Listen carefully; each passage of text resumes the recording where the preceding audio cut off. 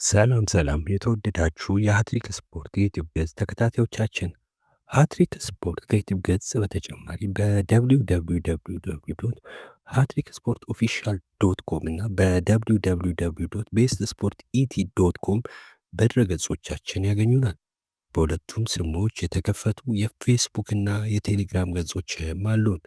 በኢትዮጵያ የመጀመሪያዋ ባለቀለም ስፖርት ጋዜጣ የሆነችውን ሃትሪክ ስፖርትን ደግሞ ዘወትር ቅዳሜ ማለዳ ያገኟታል። የሃትሪክ ስፖርት የዩቲዩብ ገጽን ላይክ፣ ሼር እና ሰብስክራይብ በማድረግ ቤተሰብ እንዲሆኑ ጋበዙን። ሊቨርፑል 20ኛው የፕሪሚየር ሊግ ዋንጫውን ማሳካቱን አረጋግጧል። የመርሲሳይዱ ክለብ በአዲሱ አሰልጣኙ አርኔ ስሎት ስር በፕሪሚየር ሊጉ በውድድር ዘመኑ ካደረጋቸው 34 የሊግ መርሃ ግብሮች 25ቱን አሸንፏል። ከፈረንጆቹ ህዳር 2024 ጀምሮ ሊጉን የራሱ በማድረግ ከአናት በመቀመጥ ተጉዟል። 4 የጨዋታ መርሃ ግብር እየቀራቸው ደግሞ ባለክብር መሆናቸውን አረጋግጠዋል። ከ1989-90 በኋላም ሁለተኛ የሊግ ክብራቸው በመሆን ተመዝግበዋል። ስሎት በፈረንጆቹ ግንቦት ወር 2023 በፌኖርድ ቤት በኃላፊነት እያሉ ቀጣዩ የቶተንሃም ሆትስፐር አሰልጣኝ የመሆን ዕድል አግኝተው ሳይቀበሉ መቅረታቸው ይታወቃል። ሊቨርፑል ከቀሩት 4 ጨዋታዎች 3ቱን ማሸነፍ የሚችል ከሆነ 90 ነጥቦችን ማለፍ ይችላል። ባሳለፍነው ክረምት የዝውውር መስኮት ከፌዴሪኮ ኬዛ ውጭ ተጫዋች አለማስፈረማቸው የሚታወቅ ሲሆን በጥብቅ የፈለጉትን ማርቲን ዙቢሜንዲ ለማስፈረም ያደረጉት ጥረትም ሳይሳካ ቀርቷል።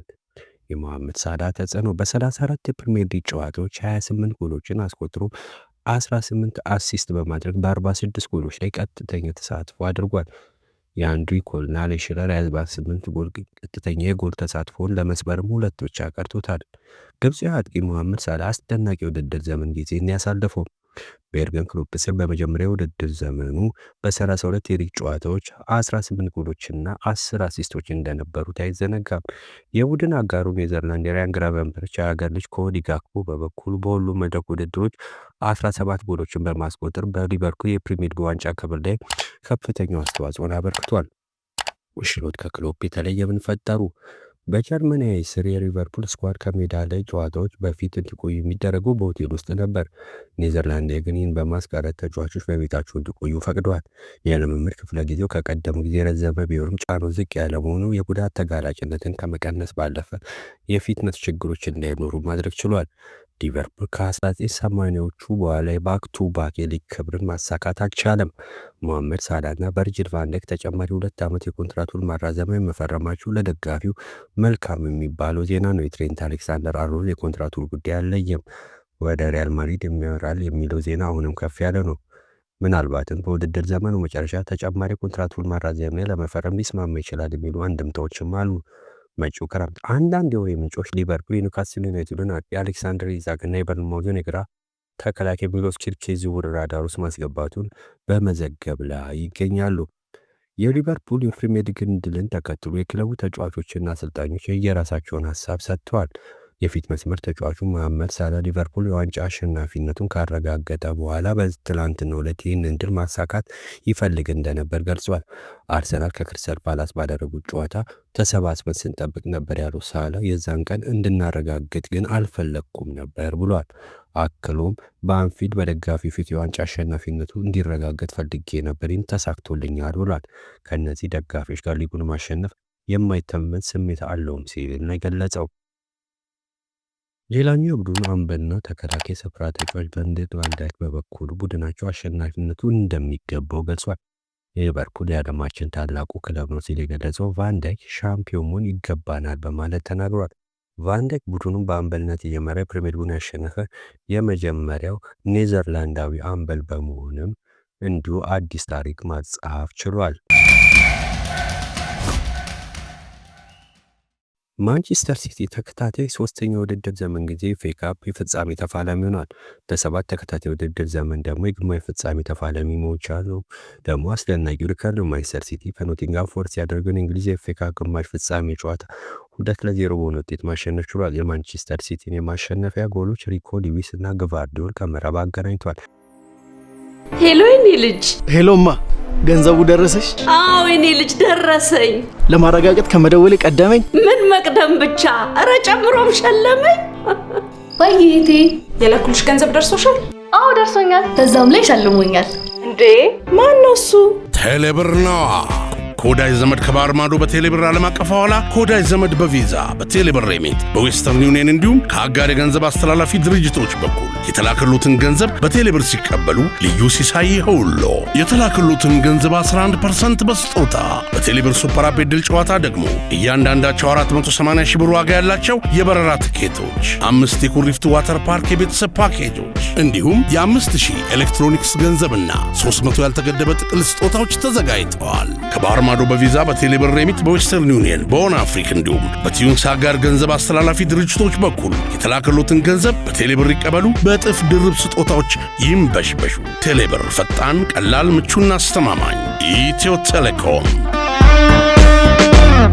ሲቲ ማሸነፉን ተከትሎ 25 የፍጻሜ መድረሱን አረጋግጧል። በዚህ መሰረት በፍጻሜው የኦሊቨር ግላስነር ክሪስታል ፓላስን ይገጥማል። ክሪስታል ፓላስ በግማሽ ፍጻሜ ሳይጠበቅ አስተን ቪላን 3-0 በማሸነፍ የፍጻሜ ተፋላሚ መሆኑን ማረጋገጥ መቻሉም ይታወቃል። የቀድሞ የቀይ ሰይጣናቱ ተጫዋች ጋሪ ኒቭል በማንቸስተር ዩናይትድ እና ሊቨርፑል መካከል የነበረው ክርክር አብቅቷል በማለት ተናግሮ አሁን ክርክሩ አብቅቷል፣ ሊቨርፑል የእንግሊዝ ምርጡ ክለብ ነው ሲል ኔቭል አስተያየቱን ሰጥቷል። አክሎም ሊቨርፑል የበለጠ የሻምፒየንስ ሊግ ዋንጫ አለው፣ ዛሬ ደግሞ በሊጉም ከማንቸስተር ዩናይትድ እኩል 20 ሆኗል፣ ንጽጽሩም ይቆማል ብሏል። ዛሬ ሊቨርፑል ማሸነፍ ማንቸስተር ዩናይትድ ላይ ትልቅ ሕመም ያስከትላል ያለው ጋሪ ኔቭል ዩናይትድ የተጫዋቾችና የአሰልጣኞች መቀበሪያ ይሆናል ሲል የቀድሞ ቡድኑን በቁጭት መልክ አስተያየት ሰጥቷል። ሪያል ማድሪድ ተጫዋቾቹ በኮፓ ዴላሪ ፍጻሜ ጨዋታ ባሳዩት ያልተገባ ባህሪ ምክንያት የጨዋታ ቅጣት እንደሚጣልባቸው ተገልጿል። አንቶኒዮ ሩዲገር ባሳየው ባህሪ ምክንያት ከ4 እስከ 12 ጨዋታዎች ይቀጣል ተብሎ እንደሚጠበቅ ዘ አትሌቲክ ዘግቧል። ጁድ ቤሊንጋም በበኩሉ በሚቀጥለው ዓመት 2 የኮፓ ዴላሪ ጨዋታዎች ላይ ይቀጣል ተብሏል። በተጨማሪም ሉካስ ቫስኬዝ የ2 ጨዋታዎች ቅጣት ሊጣልበት እንደሚችል ነው የተገለጸው። ከፍጻሜ ጨዋታ በኋላ ጁድ ቤሊንጋም እና ሉካስ ቫስኬዝ ካርድ ተመልክተው እንደነበርም የሚታወስ ነው። የሪያል ማድሪድ ተከላካይ ስፍራ ተጫዋች አንቶኒዮ ሩዲገር ለቅጣት እየተዘጋጀ ባለበት ወቅት ይቅርታ ጠይቋል። በቅዳሜው ምሽቱ ጨዋታ ያሳየው ባህሪ ያልተገባ መሆኑን በማህበራዊ ትስስር ገጹ ማስታውቋል። ላሳየሁት ባህሪ የማቀርበው ምክንያት የለኝም ያለው ሩዲገር ለተፈጠረው ነገር ከልብ ይቅርታ ጠይቃለሁ ብሏል። ተቀይሬ ከወጣሁ በኋላ ቡድን መርዳት ባለመቻሌ ጨዋታው ከመጠናቀቁ በፊት ስህተት ሰርቻለሁ ሲልም ተናግሯል። የጨዋታውን ዳኛ ይቅርታ ጠይቃለሁ ያለ ሲሆን እንዲሁም ባሳዩት ባህሪ ተበሳጩ ሁሉ ይቅርታ ብሏል። ሩዲገር ምናልባትም ከ4 በላይ ጨዋታ ሊቀጣ እንደሚችል እየተገለጸ ይገኛል። ነገ ምሽት በአርሰናልና ፒኤስጂ መካከል የሚደረገውን የአውሮፓ ሻምፒየንስ ሊግ ግማሽ ፍጻሜ ጨዋታ የሚመሩት ዳኛ ታውቋል። ኤሜሬትስ ስታዲየም ላይ የሚደረገውን ተጠባቂ ጨዋታ ስሎቬኒያ 42 ዓመት ዳኛ ስላቭኮ ቪንቺክ በመሃል አርቢትርነት የሚመሩት ይሆናልም ተብሏል። ዋና ዳኛው በዚህ ዓመት በሻምፒየንስ ሊግ የሊግ ቅርጽ ውድድር አርሰናል ፒኤስጂን 2-0 ያሸነፈበትን ጨዋታ በተመሳሳይ መርተው ነበር። አርሰናል ከዚህ በፊት በስሎቬኒያዊ ዳኛ ስላቭኮ ቪንቺክ እየተመራ ያደረጋቸውን ጨዋታዎች በሙሉ ተሸንፎ አያውቅም።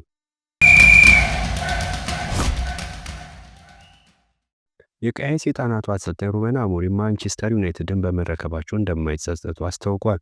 ዩናይትድ ኃላፊነታቸውን ስለተቀበሉ ይጸጽታቸው እንደሆነ የተጠየቁት ሩበን አሞሪም አልጸጸትም ሲሉ ምላሽ ሰጥቷል። ብዙ ተበሳጭተናል፣ ብዙ ተሰቃይተናል ያሉት አሰልጣኙ ነገር ግን ይህንን ራሳችን ለሚቀጥለው ዓመት በደንብ ለማዘጋጀት እንጠቀምበታለን፣ ጸጸት የለም ብለዋል። ከደጋፊዎች ድጋፍ ማግኘት ልዩ ነገር ነው።